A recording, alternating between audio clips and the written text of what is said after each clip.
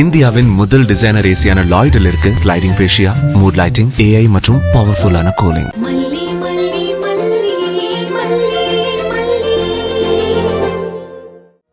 உங்களை மாதிரி பாசம் காட்டி நடிச்சு ஏமாத்தலாம் எனக்கு தெரியாது. உழைச்சு சாப்பிட தெரியும். இந்த நிமிஷம் வரைக்கும் மனசாட்சிக்கு ஒரு சொட்டு பயம் இல்லாம என்னால பதில் சொல்ல முடியும். உங்களால முடியுமா? ராஜிமா, திமிர பாத்தீங்களா? வாய மூடு ரஞ்சிதா. நான் எப்பவோ போயிருக்க வேண்டியவ. இப்ப வரைக்கும் இங்க நிக்கிறேன்னா அதுக்கு ஒரே காரணம் என் வெண்பா மட்டும்தான். ஏன் எங்க வெண்பாவை பாத்துக்க எங்களுக்கு தெரியாதா? என்னமோ வெண்பா வெண்பான்னு சீனை போடுற. தாராளமா பாத்துக்கோங்க. நான் போறேன் போறேன் போறேன் தான் சொல்லுவ. ஆனா திரும்ப வந்து நிப்ப வெக்கமே இல்லாம. அதனால இந்த தடவை எப்போதும் போல போயிட்டு போயிட்டு வர மாதிரி இல்லாம நிரந்தரமா போயிடணும். புரிஞ்சுதா? இப்பவும் நீங்க கேவலமா பேசுறதால நான் போறேன்னு மட்டும் நினைச்சிடாதீங்க. உங்களுக்கு கேவலமா பேச மட்டும்தானே தெரியும். நீங்க இப்படி பேசலனா தான் நான் ஆச்சரியப்படணும். நான் ஏற்கனவே இந்த வீட்டை விட்டு போறத பத்தி தான் யோசிச்சுட்டு இருந்தேன். இப்ப ரொம்ப தெளிவா முடிவு பண்ணிட்டேன். வெண்பாவை பாத்துக்கோங்க. உங்களுக்கு இந்த வீட்டுல எது மேல வேணாலும் ஆசை இருக்கலாம், கோவம் இருக்கலாம். ஆனா அது எதையுமே இந்த பச்சை மண்ணு கிட்ட காட்டிராதீங்க. அவ ரொம்ப நல்ல புள்ள. அவளுக்கு அம்மாவா நடிக்கிறதுக்காக தான் வந்தேன். அத வச்சு கஸ்டடி கேஸ்ல ஆதாயம் பாத்துக்கிட்டீங்க. இப்ப நான் இங்க தேவையில்லைங்கிறப்ப நான் இங்க இருந்து போறதுதானே முறை. இனிமே என்னை பத்தின டென்ஷன் இல்லாம நிம்மதியா இருங்க.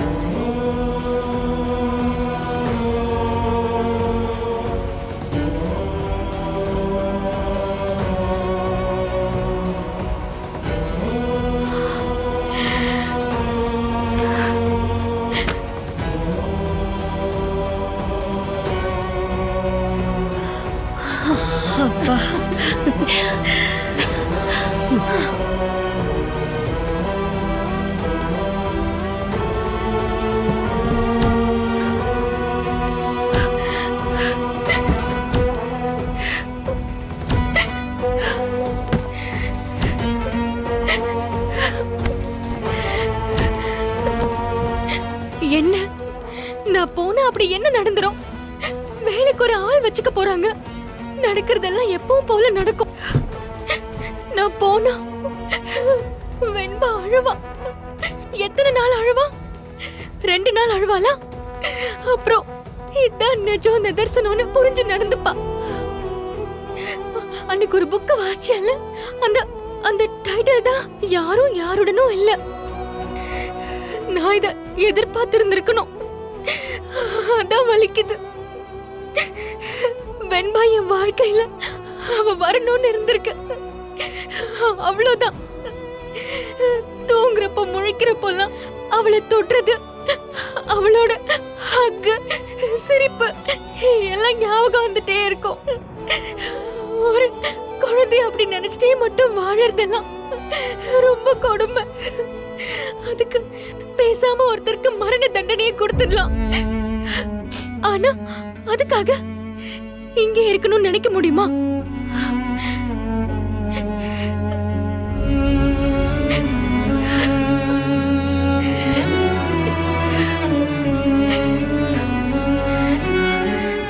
இவ்வளவு நாள் இங்கேயே இருந்துட்டேன். யோசிச்சா போதும்னு தோணுது. கேட்க கூடாத பேச்சு, பட்ட அவமானம், வடிச்ச கண்ணீர் எல்லாமே போதும்.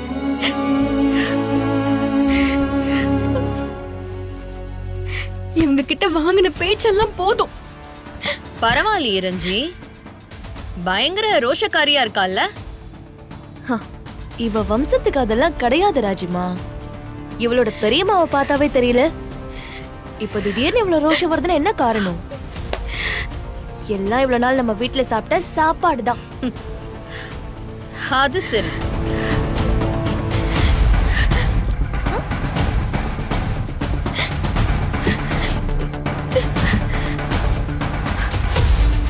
ஏய் நில்லு.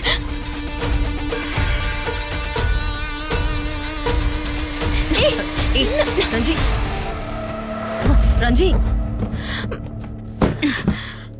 என்ன பண்ற ரஞ்சி? ராஜிமா, இது நம்ம வீட்ல உள்ளது. சந்தடி சாக்குல இத வேற எடுத்துட்டு போலான்னு பாக்குறா. பாத்தீங்களா? போனா போய் தொலைட்டு விடு ரஞ்சி. அதெல்லாம் இல்ல ராஜிமா. நாளைக்கு இத திரும்ப குடுக்கறேங்கிற சாக்குல திரும்ப இந்த வீட்டுக்குள்ள வருவா. இவ எப்படிப்பட்ட ஆள் தெரியுமா? மல்லி, கரெக்டா உன்னோட திங்ஸ் எதுவோ அத மட்டும் எடுத்துக்க. அடுத்தவங்க பொருளுக்கு ஆசைப்படாத. உழைச்சு வாழ பழகு. ஓசையில எவ்வளவு நாள் சௌகரியமா வளர்ந்துட்ட, கொஞ்சம் கஷ்டமா தான் இருக்கும். ஆனா அதுதானே நிரந்தரம். உன்னோட அழுக்க பேக் ஒன்னு வச்சிருப்பியே, அதுல எல்லாத்தையும் அள்ளி போட்டு நடைய கட்டு.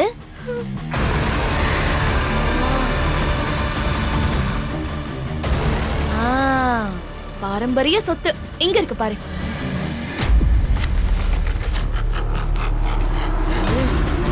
இந்தா அள்ளி போட்டுக்கோ. இந்த சொத்து எல்லாத்தையும் அள்ளி போட்டுக்கோ.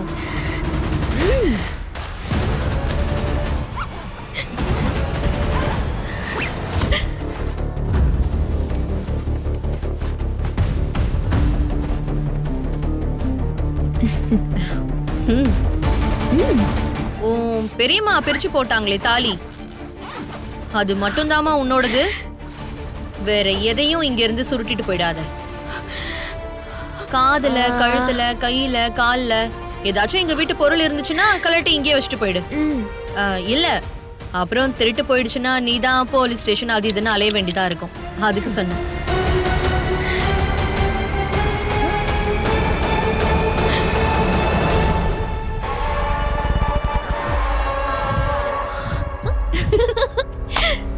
சாதிச்சிட்டோமா? கனவே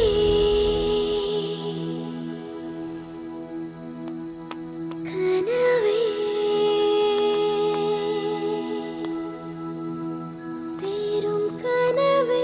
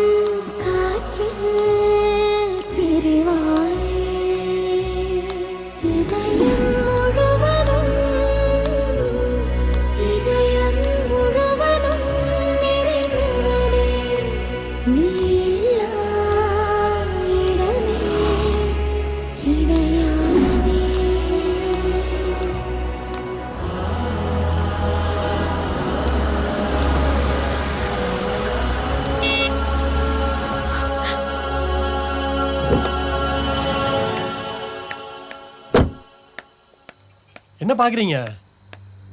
சார்லாம் இல்ல, சாரை பிக்கப் பண்ண தான் போயிட்டு இருக்கேன். ஆமா, நீங்க எங்க போறீங்க மல்லி? எனக்கு ஒரு ஹெல்ப் பண்றீங்களா? சொல்லுங்க மல்லி. பேக்கோட நிக்கிறீங்க, எங்க போறீங்க அதை சொல்லுங்க முதல்ல. நான் எங்க போறேன் ஏன் போறேன்லாம் கேட்காதீங்க. எங்கேயோ போறேன். என்னங்க சொல்றீங்க? ஏங்க வீட்ல ஏதாவது ப்ராப்ளமா? சார் கூட பேசுனீங்களா? அவர்கிட்டலாம் பேசல. வீட்ல இருக்கிறவங்க சொல்லிடுவாங்க. என்னங்க நீங்க இப்படி சொல்றீங்க? சரி எங்க போறீங்க? உங்க அண்ணன் வீட்டுக்கு போறீங்களா? பின்ன எங்கங்க? இந்த உலகமே என்னோட வீடுன்னு சொல்லிட்டு போயிடாதீங்க. இந்த உலகமே ஆம்பளைங்கிற உலகம் நினைக்கிறாங்க. இங்க பொண்ணுங்களோட பாதுகாப்புக்கெல்லாம் உத்தரவாதமே கிடையாதுங்க. அண்ணன் வீட்டுக்கு நான் எப்படிங்க போக முடியும்? இப்ப அவர் இருக்கிற நிலைமையில நான் அங்க போய் அவருக்கு பாரமா இருக்க விரும்பல. அவரும் என்னை இப்படி பார்த்து மனசளவுல உடைஞ்சு போயிடுவாரு. புருஷனோட வந்தா வா, இல்லனா வராதன்னு ஏற்கனவே சொல்லிட்டாரு. புரிஞ்சுக்கோங்க. அதுக்காக இங்கேயும் இருக்க மாட்டேன் அங்கேயும் போக மாட்டேன்னு சொன்னா என்னங்க அர்த்தம்? ஏன் நிலைமையில இருந்தாதான் என் வலி உங்களுக்கு புரியும். எனக்காக ஒரே ஒரு உதவி மட்டும் செய்றீங்களா? என்ன ரயில்வே ஸ்டேஷன்ல கொண்டு போய் விட்டுருங்க, அவ்வளவுதான். அவ்வளவுதானா? ரயில்வே ஸ்டேஷன் போய் கூட்ஸ் வண்டிக்குள்ள தங்கிப்பீங்களா இல்ல தண்டாவளத்தை தலைய வைப்பீங்களா? என்னை எதுவும் கேட்காதீங்க ப்ளீஸ்.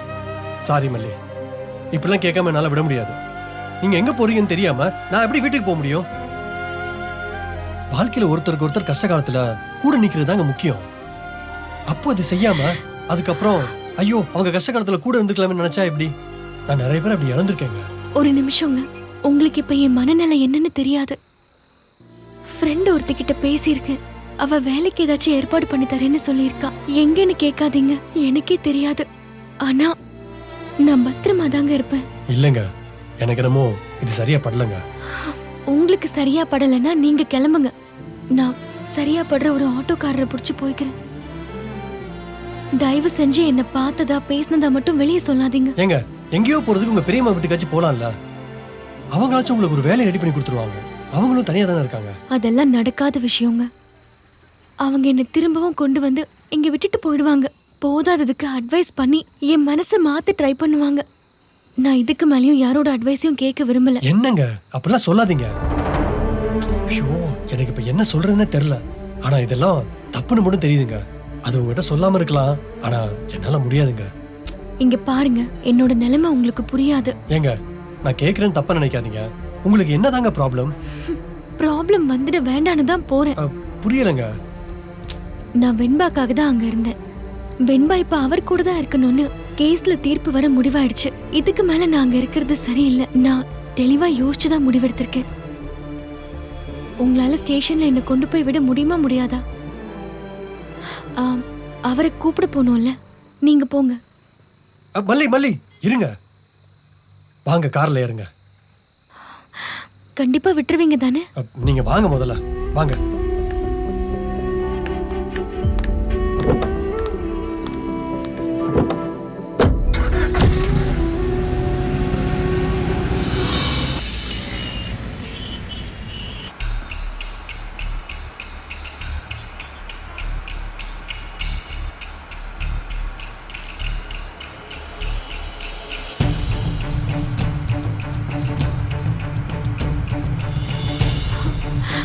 எங்க போயிட்டு இருக்கீங்க அரவிந்த்? அது அது வந்து நிறுத்துங்க, முதல்ல நிறுத்துங்கன்னு சொல்றேன்ல. நான் இறங்கிக்கிறேன். மல்லி டென்ஷன் ஆகாதீங்க, நான் சொல்றத கொஞ்சம் கேளுங்க. நீங்க பாட்டுக்கு அவரோட ஆபீஸ் வழியா போயிட்டு இருக்கீங்க. சரிங்க, நீங்க போங்க. குஜராத் போறீங்களா டெல்லி போறீங்களா, எங்க வேணா போங்க. வண்டியை திருப்புங்க சொல்றேன்ல. திடீர்னு வண்டியை திருப்புங்கன்னு ஒரு டிரைவர் கிட்ட சொல்லக்கூடாதுங்க. எனக்கு கொஞ்சம் வண்டி ஓட்ட விடுங்க ப்ளீஸ். என்ன ஸ்டேஷன்ல விடுறதுல உங்களுக்கு என்ன பிரச்சனை அரவிந்த்? அதே தான் நான் உங்களை கேக்குறேங்க. உங்களை வெண்பா போக சொன்னாலா இல்ல சார் போக சொன்னாரா? இங்க பாருங்க, இதெல்லாம் நல்லா இல்ல. என்னோட வாழ்க்கை, என்னோட முடிவு. கார்ல ஏத்திக்கிட்டு இப்படி எல்லாம் பேச வேண்டாம். வண்டியை நிறுத்துங்க. நிறுத்துறேங்க, ஆனா ஒன்னே ஒண்ணு மட்டும் சொல்லுங்க. சார் உங்களை போக சொன்னாரா? சொல்லிடுவாரு. ஏங்க அது உங்க கற்பனைங்க. வெண்பா சொல்றதெல்லாம் விடுங்க. உங்களை சார் கல்யாணம் பண்ணிக்கிட்டார்ல, அது உண்மைதானே? அவர் என்ன கல்யாணம் பண்ணிக்கல, எல்லாருமா சேர்ந்து கல்யாணம் பண்ணி வச்சிங்க.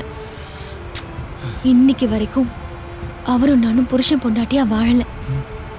அதுக்குன்னு அப்படியெல்லாம் அவர் மாறிடுவார்னு ஆசைப்பட்டு அந்த வீட்டுல இருக்கல. ஒரு மனுஷியா கூட என்ன அங்க யாரும் மதிக்கல. ஏங்க நீங்க அவர் அக்காவை மனசுல வச்சு பேசிட்டு இருக்கீங்க. உங்க குடும்பம்ன்றது நீங்க, சார், வெண்பா, அவ்வளவுதான். அப்படி என்ன அவரோட குடும்பமா இந்த ஒரு நிமிஷம் வரைக்கும் நினைக்கல, ஏத்துக்கல. நீங்க நினைக்கிற மாதிரி அவருக்கு என் மேல அன்போ பாசமோ கிடையாது. அதை விடுங்க, ஒரு மனுஷியா கூட அவர் என்ன நினைக்கல. சரிங்க, ஒரு டீல் ஒன்று போட்டுக்கலாமா? இப்போதைக்கு ஒரு 1 வீக் மட்டும் உங்க பிளானை தள்ளி போடுங்க. ஏதோ டீல்னு சொன்னீங்க. அதாங்க, இந்த 1 வீக்ல சாருக்கு உங்க மேல அன்பு இருக்கு, பாசம் இருக்கு, பிரியம் இருக்குன்னு நான் உங்களுக்கு ப்ரூவ் பண்ணி காட்டுறேங்க. சப்போஸ் நான் டீல்ல தோத்து போயிட்டா தாராளமா நீங்க போங்க, நானே வந்து உங்களை ட்ராப் பண்றேன். இப்படி சொல்லிக்காம ஒரு பொண்ணு வீட்டை விட்டு போறது தப்பா இருக்குங்க. ஒருத்தர் மேல நம்மளுக்கு மனஸ்தாபம் இருக்கலாங்க, ஆனா அந்த மனஸ்தாபத்தை கூட மரியாதையா தாங்க வெளிப்படுத்தணும். இந்த மாதிரி டீல் எல்லாம் என் பெரியம்மா எத்தனையோ தடவை போட்டிருக்காங்க. செட் ஆகாது அரவிந்த். அதெல்லாம் எனக்கு தெரியாதுங்க. என்னோட டீலுக்கு நீங்க வாங்க. நான் ஜெயிச்சிட்டேன்னா நீங்க இங்க தான் இருக்கணும், சரியா? இதுதான் உங்க வீடு. சான்ஸே இல்ல. கதவை திறந்து குதிச்சிருவேன். மல்லி, டீல தோத்து போயிட்டு நீங்க குதிச்சிருங்க, நான் எதுவும் சொல்ல மாட்டேன், சரியா? மல்லி, ஒரு வாரம், ஒரே ஒரு வாரம் மட்டும் இருங்க ப்ளீஸ். அது செட் ஆகலனா அப்புறம் நான் உங்களுக்கு என்ன ஹெல்ப்னாலும் பண்றேங்க. நானே வேலையும் வாங்கி தரேங்க. உங்களுக்கு தங்குறதுக்கு ஹாஸ்டல் ஏற்பாடு பண்ணி தரேங்க. இல்ல குட்டிக்கரணை அடிக்கணுமா அடிக்கிறேன், சொல்லுங்க. நீங்க அக்கறையா தான் பேசுறீங்க, புரியுது. ஆனா அதெல்லாம் நடக்காதுங்க. இவ்ளோ நாள் அவர் கூட இருக்கிற எனக்கு அவரை பத்தி தெரியாததாங்க உங்களுக்கு தெரிஞ்சிட போகுது. இது பாருங்க மல்லி, நான் சொல்றேன், விஜய் சார் உங்களை ரொம்ப லவ் பண்றாரு. அவருக்கு உங்க மேல பாசம் இருக்குன்னு என்னால அடிச்சு சொல்ல முடியும். ஒருவேளை அது அவருக்கு எக்ஸ்பிரஸ் பண்ண தெரியாம இருக்கலாம். அதுக்கு அவரோட அக்கா தடையா இருக்கலாம்ல. மல்லி, ஒரு 1 வீக் டைம்ல அதை ப்ரூவ் பண்றது என்னோட வேலைங்க. டீல் ஓகேவா? சொல்லுங்க. என்னங்க மல்லி யோசிக்கிறீங்க? எனக்கு தான் ரிசல்ட் தெரியுமே. அப்புறம் ஒரு வாரம் எக்ஸாம் எல்லாம் ஏன் எழுதணும்னு ஒருத்திக்கு தோணாதா? அரவிந்த், நீங்க ரயில்வே ஸ்டேஷனுக்கு வண்டியை விடுங்க. என்னால இப்ப உங்க கூட விதண்டாவாதம் பண்ண தெம்பு இல்ல. சரி, வேணாம், நீங்க எதுவும் சொல்ல வேணாம். நான் இப்போ விஜய் சாரை பிக்கப் பண்ண போயிட்டு இருக்கேங்க. அவரை பிக்கப் பண்ணிட்டு அப்படியே உங்களை ஸ்டேஷன்ல இறக்கி விட்டுறேன், சரியா? இல்ல, நான் எப்படி உங்க கூட வந்தேன்னு அவரு ஆஹா வேணாங்க, என்னை இறக்கி விட்டுருங்க. நான் ஆட்டோ பிடிச்சு போய்க்கிறேன். எப்படி? ஆட்டோ பிடிச்சி ரயில்வே ஸ்டேஷன் போயிடலாம் ஐடியாவா? இல்ல, அவர் கேட்பாருங்க. மல்லி, இது ஒரு விஷயமாங்க, அதை நான் பாத்துக்கிறேங்க. நீங்க பேசாம வாங்க.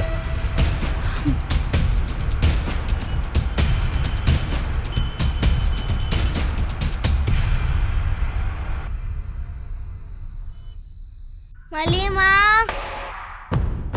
மா, மா.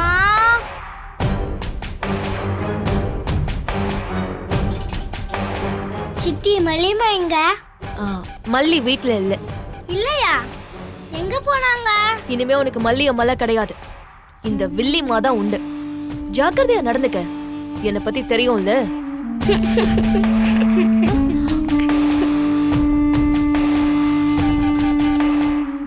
என்னடி பல்ல காட்டுற? இல்ல, ரஞ்சிதா சித்தி ரைமிங்காலாம் பேசுறாங்களே, உங்க ட்ரைனிங்கா? ஏய், என்ன பார்த்தா நக்கலா இருக்கா? இப்படி எல்லாம் பேசிட்டு இருந்த ஒட்டி பிச்சிருவான், பாத்துக்க. அந்த மல்லி மாதிரி அப்படியே கொஞ்சிட்டுல இருக்க மாட்டேன். சொல்ற பேச்ச கேட்டு சமத்தா இருந்துக்க, அதான் உனக்கு நல்லது. புரிஞ்சுதா? ஆமா, மல்லியம்மா எங்கன்னு கேட்டனே, ஆன்சரே சொல்லல. அவ வீட்டை விட்டு போயிட்டா. போயிட்டாங்களா?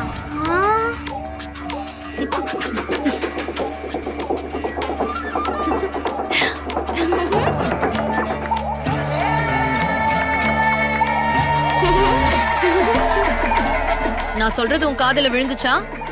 அவ பெர்மனண்டா வீட்டை விட்டு போயிட்டா. ஏன் போனாங்க? ஏன் போனாளா? தெரியாதா உனக்கு? கஸ்டடி கேஸ்ல இனிமே எந்த பிரச்சனையும் இல்ல. உன்னை இனிமே கதிரேசன் கிட்ட அனுப்ப வேண்டாம்னு முடிவாயிருச்சு. அந்த கேஸ்க்காக தானே மல்லி இங்க வச்சிருந்தோம். இப்பதான் கேஸ் முடிஞ்சிருச்சு இல்ல, இனிமே அவ எதுக்கு? இனிமே நாங்க உன்னை கவனிச்சுப்போம். அப்படியா? எனக்கு பசிக்குது.